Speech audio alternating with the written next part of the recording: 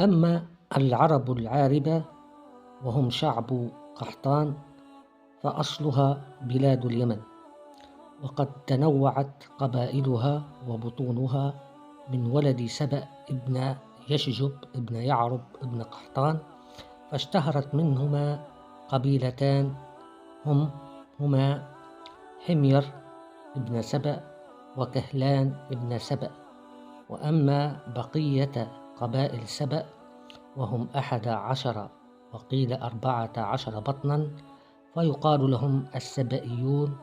وليست لهم قبائل دون سبأ. فأما حمير وهي أشهر بطون سبأ من العرب العاربة فمنهم قضاعة، ومن قضاعة بهراء وبلا والقين وكلب وعذرة وبرة والسكاسك